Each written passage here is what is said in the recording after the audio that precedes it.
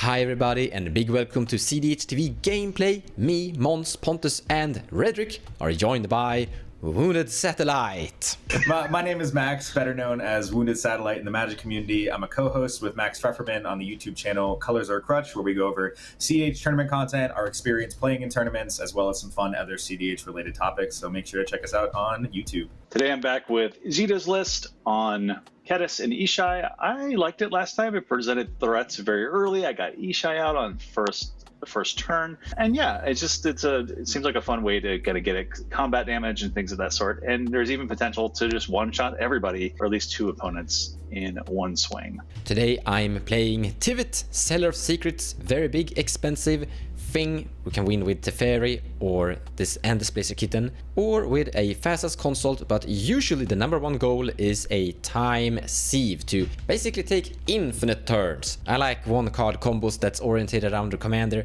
and when the commander has a value engine. So this is a deck that actually I kinda like. Today I'm bringing Krark Sakashima. It got requested on our second to last video, I believe, so I'm bringing it. It's just database 1 full of coin flips and spellslinging goodness. Gonna be fun. So today I am bringing Kinnan Bonder Prodigy, my favorite little 2-mana broken commander in the format. He is mana advantage, card advantage, a combo piece, and an outlet. I'm going to be grinding out the game or going fast depending on what kind of draw I get. I'm going to be searching for some sort of infinite mana combo, whether it's through Basalt Monolith, which is the A+B win con, or with a Hullbreaker line or Tidespout line to make infinite mana, put all of my various stacks and destroy effects into play, and then kill everyone with usually infinite damage to close it out. First 7, we have some cool cards, but no mana at all, so that's pitch. I would say this hand is halfway there. We have 2 pieces of interaction. We'd be throwing away Force Will or Fierce Guardianship as well, so that could be troublesome. And we have a protection piece. Ishai still wouldn't come out till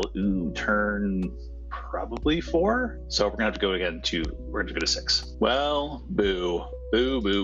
We have Mental Misstep, we have Mana Vault, Mana Crypt, no colored mana, so this is super sad because we can't even do like something like Drain It. We can't even get it out, so I think we're gonna have to go to 5, sadly. This is somewhat salvageable. We have Mystic Remora, Curiosity to get some things out. I mean, we won't be able to get out Ishai quickly, so we may have to go to the plan of using Kediss to the draw cards, but because you have Fish and because we're number 2, we may be able to draw our hand up pretty quickly. We also have Bolt Bend, which will come in handy if we ever get Ishai out, but with Underworld Breach, we may be able to salvage something with our LED combo. And then we also have Skrell, but again, Skrell may not be useful till the end. Thinking I won't keep Bolt Bend, even though that is a piece of interaction, because I don't have the mana currently, and tended to get rid of Curiosity because of that card draw too. However, I could be misstepped. That could be the gamble. We may want to keep it just in case we need to get another creature out. So let's see what to pitch. So I'm actually going to get rid of Curiosity, and I'm going to get rid of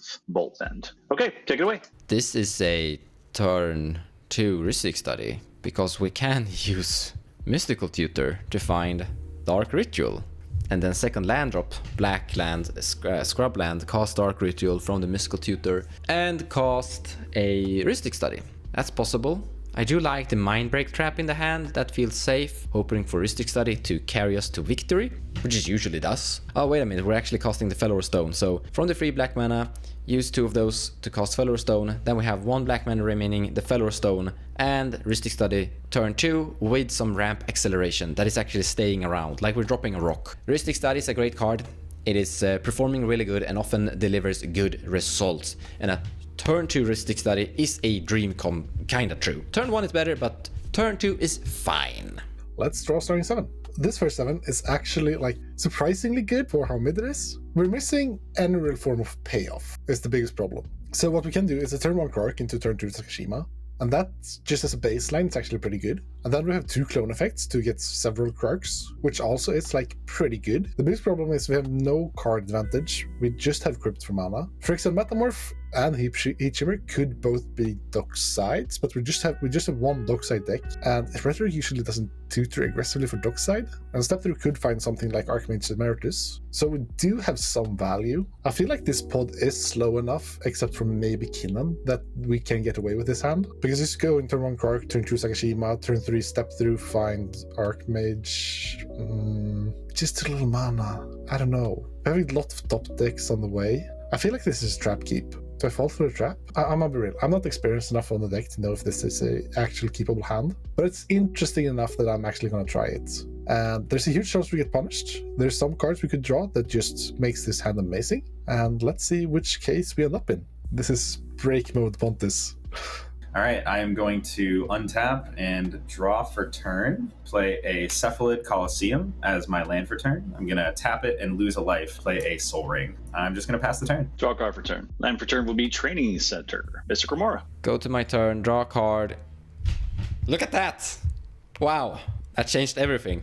I'm going to Mana Crypt. You can draw a card for fish. Land drop is going to be a Water Grave. I lose 2 life. And then we have a turn 1 Ristic Study. I can't pay for the fish, but I'm looking forward to have my kind of fish of my own. Then I pass the turn. Go to my turn. Land for turn will be a Wooded Foothills, which I will fetch. Finding a Volcanic Island. Casting a Crypt, not paying any taxes. Tap 3. Cast a Krark, paying for Ristic. And with Krark in play, I'll pass the turn. Draw for turn. Command Tower. A Ristic Study. Pay for the Ristic with my Ristic. I will pass the turn. Fish trigger, I will pay for it. Now draw a card. Land for turn will be a Steam Vents. Shock it into play. Taking 2 life. I'm going to discard. I'm going to discard Squirrel and then pass turn. Heads is damage. That's heads. I take 3 damage. And then I'm going to untap and draw a card. Play this Arid Misa. Sacrifice it. Shocking into play a Hallowed Fountain, tapping this for 2, casting a Velor Stone, and paying for Ristic Study. Can't pay for fish. And then I pass the turn. Go to my turn. Roll for Crypt. Odds damage. Rolled a 6. No doubt. Land for turn will be a Mist Rainforest, which I will fetch. Finding a Steam Vents and shocking it in. Cast a Mox Amber, not paying any taxes. I'll tap Mox Amber, Mana Crypt, and Steam Vents to cast a Sakashima, not paying for any heuristics. So, storming through all of these value engines sounds really hard, right? Yes, it does. It sucks. I hate this thing. I hate it here. Why? Please, Wizards, ban. I beg.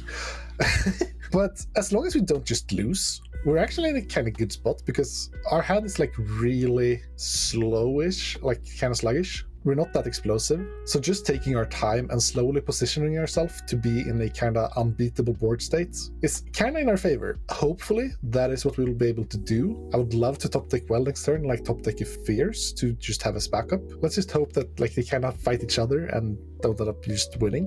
Sakashima will enter as a Krark, and I'll pass turn. Draw a card for turn. Realistically, I think the game plan here, you have a couple different lines you can take. You can choose to obviously play out the Scalding Tarn as our land, and then you can play the One Ring, and you're able to hold up a piece of mana, which is really nice for being able to interact. But I think a more powerful line here is playing out Kinnan, playing out the Scalding Tarn, and then that gives us 4 mana because the Soul Ring will tap for 3, and that lets us play out the One Ring while still holding up a Fierce Guardianship. So in that world, we are interacting and drawing cards, and I think that is going to be the play here. Also, getting the One Ring on board gets us in a position where next turn we can try and slam a Seedborn Muse, and One Ring Seedborn tends to lead you to victory.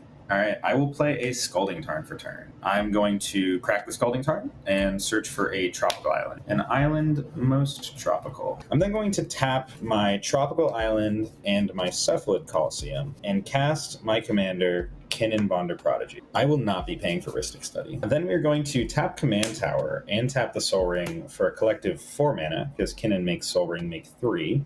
And I'm going to cast the One Ring. You guys may draw. I think I'm going to tap the One Ring right now, put a burden counter on it, and draw a card. Pass the turn. Take my turn. Untap. Upkeep. We got to pay for fish. I think we're going to. I'm going to pay for fish 2 and draw a card. Land for turn will be Command Tower. Right, move the discard, discarding Mental Misstep, Sacred Foundry, and Exotic Orchard. And with that, I pass with the 7 cards in hand.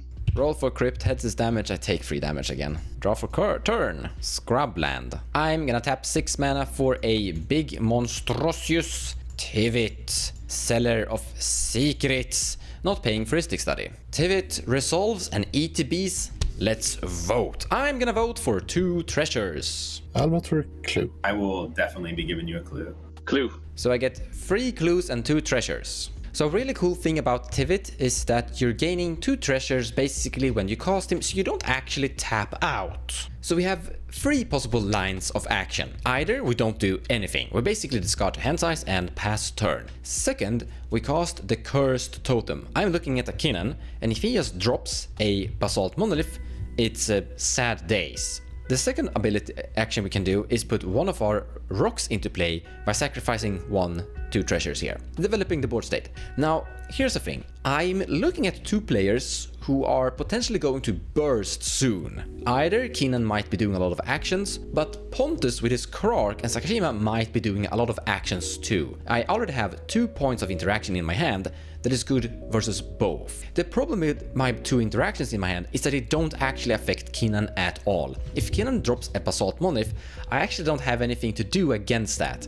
So it's like Cursed Totem if I'm scared of Kinnan, or keep my counterspells at the ready if I'm scared at Pontus. I'm actually gonna go with keeping my treasures around and keeping my mana up, because I might draw into interaction that could deal with Kinnan. I could draw into Swords to Plowshares, so to say. I think that keeping my treasures, keeping my Rhystic Study, means I kinda interact with both. Discarding these 2 cards and then passing the turn. Go to my turn, untap, upkeep, roll for crypt, odds damage, roll the 6 again, no damage, and draw for turn. I will play a Prismatic Vista as land for turn. Then I will tap 3 and pay 2 life to cast a Phyrexian Metamorph, not paying for any heuristics. It will enter as a Tivit. Tivit EDB, I will give myself 2 treasures. I will be giving you a clue. I will be giving you a clue. I'll make 2 treasures and 3 clues, then I will pass turn. Take the 1 from the One Ring, going to 35. Draw for turn here. Tap the One Ring and attempt to draw 2 cards. Number 1, number 2. Okay, so we're in an interesting position here. What's really nice is we now have 3 pieces of interaction. We did draw a land for turn. We really wanted. That gets us up to 7 mana, and this puts us in a couple of very interesting positions. We have the option of just continuing card advantage, reacting to our opponents with Nezahal. We have the option of essentially staxing away their Mystic Remora and Rhystic Study by playing a Consecrated Sphinx. The highest upside play is by far Seaborn Muse. Seaborn Muse puts us in a position that we will be untapping our One Ring every turn, and we will be getting a Kinnan activation every turn if we choose to do that. We have Endurance, where now we have another green card, which I'm not super worried about graveyard strategies right now, but I do imagine that Rhetoric is playing a Breach Savine's deck, so having the option of Endurancing is really powerful. Manglehorn is also a card we could choose to play if we wanted to just keep it really slow here. And that's because I don't know what Mons has, but he's drawing a lot of cards, and he does have a Tivit. And if you have a Tivit, it means you might have a Time Sieve. And Manglehorn means that we won't lose to Time Sieve immediately. It'll be telegraphed for a turn, which I really appreciate. And just playing out the Tezzeret here, using 5 mana, and expecting that to not get countered in some way, shape, or form seems really unlikely to me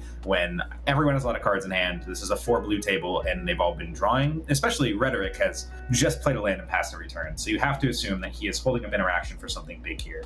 And that's what makes this decision really difficult, where the Seedborn sounds incredible. I would love to land a Seedborn, but I find it unlikely that I get to untap with it with only the 1 piece of interaction in Fierce Guardianship. And that's kind of making me lean a little bit towards Nezahal as an option, because Nezahal is uncounterable, which is huge. It also means that I will have no maximum hand size, so as I continue to draw more cards, I won't have to discard them. The problem there is it means that I then will not be holding up Mana Drain or Flusterstorm, and my 2 pieces of interaction will be Endurance and Fierce, where, like I said, Endurance isn't super great. Having the Fierce is nice, but I'm a little worried about what's going on here, because everyone seems to just be sculpting a hand of a lot of resource, and I need someone to go for it, and I just don't want it to be me. So Nezahal is the safest, but it also just taps me out the most and leaves up a window. Consphinx does let me hypothetically leave open Flusterstorm and Fierce, while also staxing out their draw effects. So maybe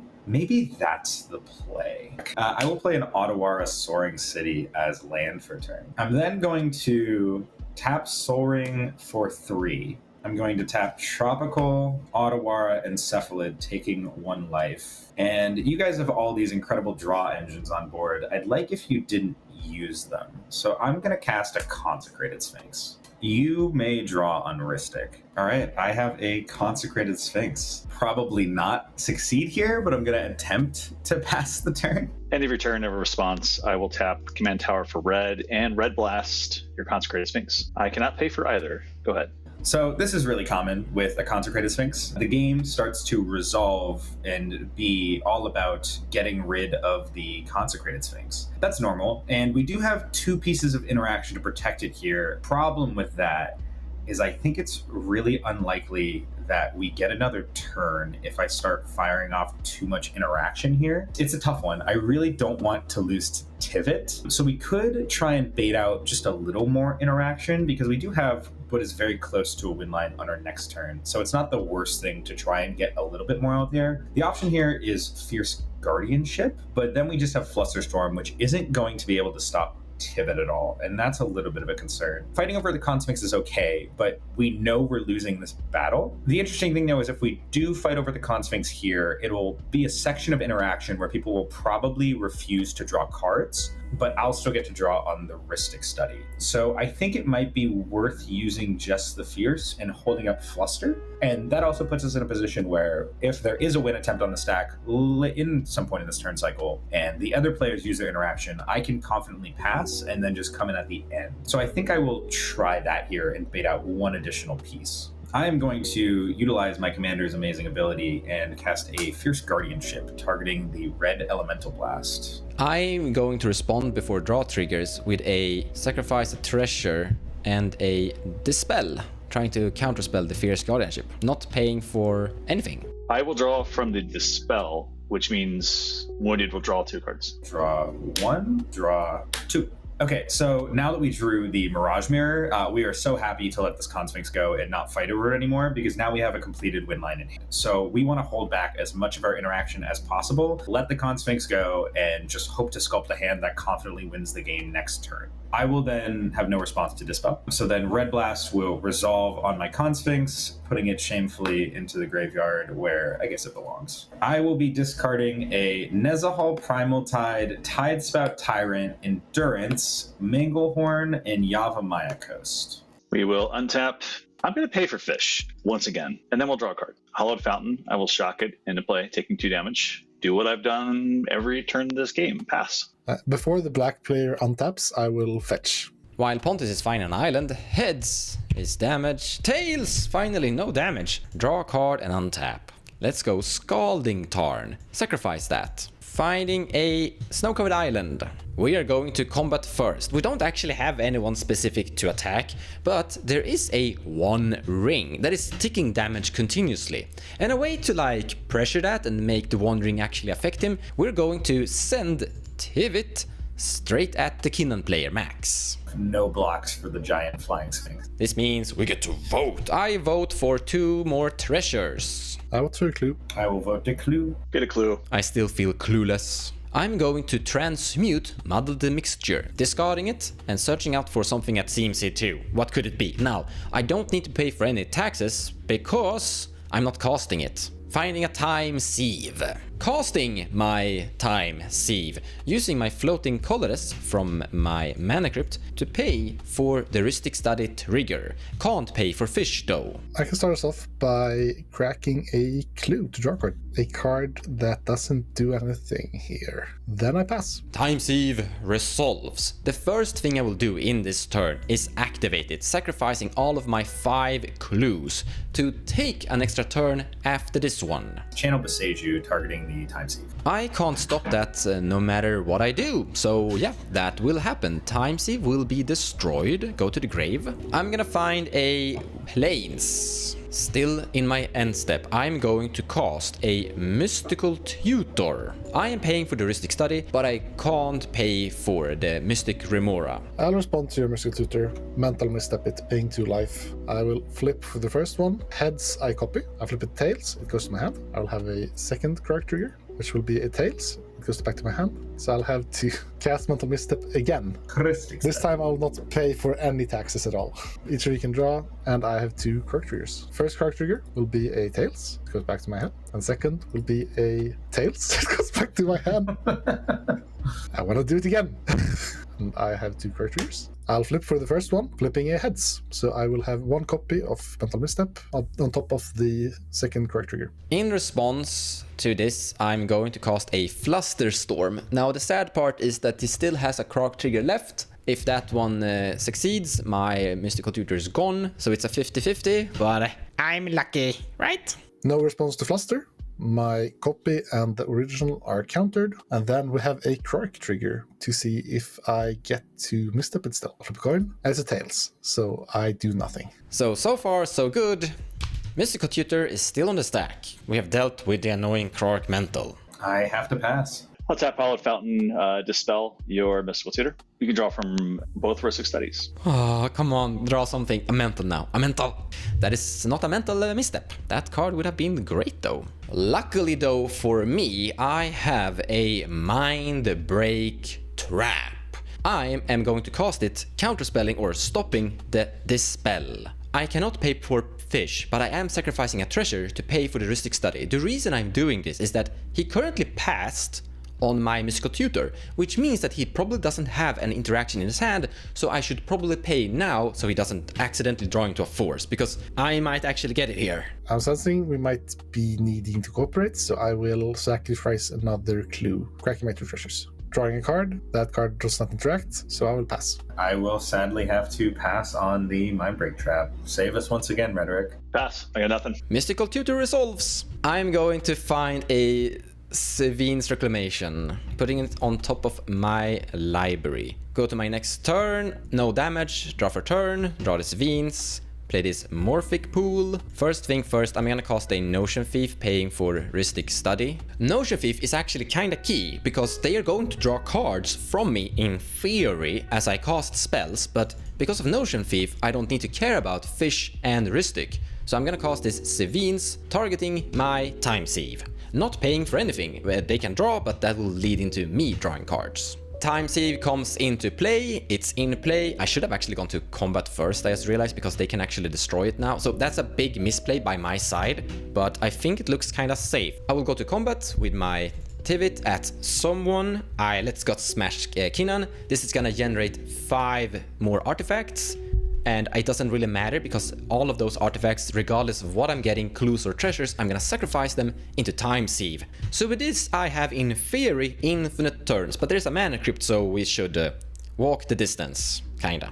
So we go to my next turn, draw a card, play this Arid Misa, going directly at combat at Redrick. I will generate another 5 treasures, sacrifice those 5, take an extra turn, Ranger Captain, finding an Esper Sentinel, let's cast that one too, and then go to our next turn. Heads is damage, tails no damage. That's a good draw. Cast Ursa. This is going to generate a Karnstruct. Let's cast a Mox Opal. Let's tap this, cast another artifact. Let's cast a Curse Totem, so our Karnstruct is huge. Let's go to combat with the Tivit at Kinnan player for 6 damage. And let's just swing the Notion Thief at Redrick. And then I sacrifice those 5 to take an extra turn with our Time Sieve. Let's begin with the heads of the Mana Crypt. Heads is damage, tails no damage, untap and draw a card. So we need to get rid of Pontus Tivit, or his copy of Tivit. We're gonna do that with a Swords to Plowshare, paying for whatever ward cost this thing has. Tivit is gone, Pontus gains a lot of life, but now I can attack Pontus with my Tivit. I could theoretically die to the Mana Crypt, but I have an enormous board state. Like, I have a Construct that can punch hard,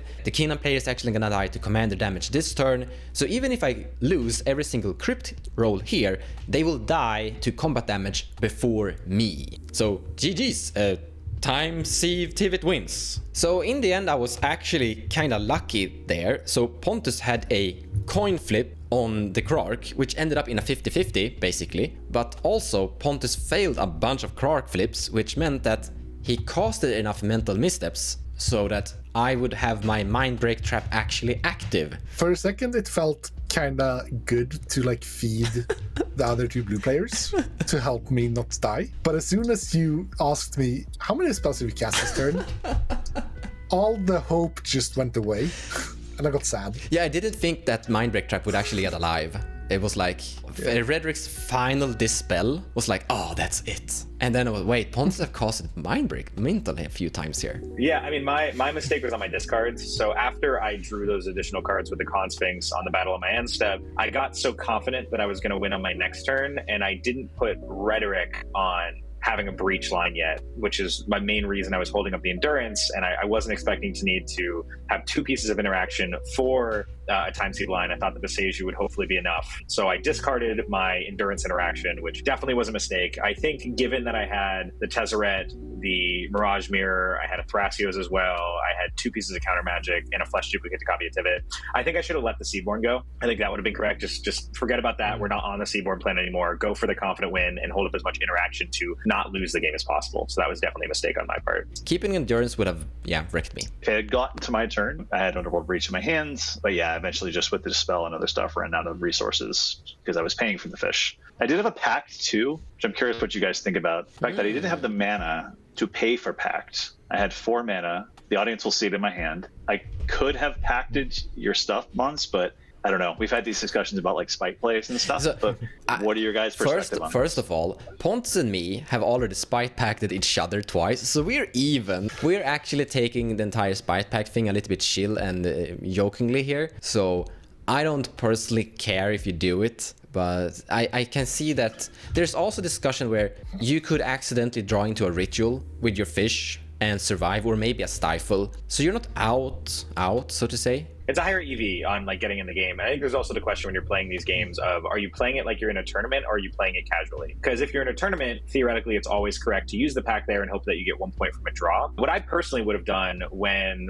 Mons went for the Time Sieve, knowing that he had such this hand of cards and more mana held up, you know that he wouldn't have gone for that line with so little interaction that had been used if he didn't have further protection for it. So what I personally would have done there would have been asking me and Pontus to pass priority, and you start with the pact as the first thing targeting the Time Sieve, because you know Mons is then required to interact with that piece, so you're not going to have to pay for your pact trigger, and it gets 1 further piece of interaction out of his hands, increasing the likelihood that something me or Pontus has does get through and stop him. I would like. Wow, so using pact politically. One thing I've done is, let's say I'm going to be 3rd in priority and I have the pact. If I see the person in 2nd seat tap their mana to start to cast a spell, I ask them to hold up, and I'll say, let me go first, and I will reveal the pact of negation, and I'll say, I'll cast this first as long as you let his counter on this resolve, so I don't have to pay for pact.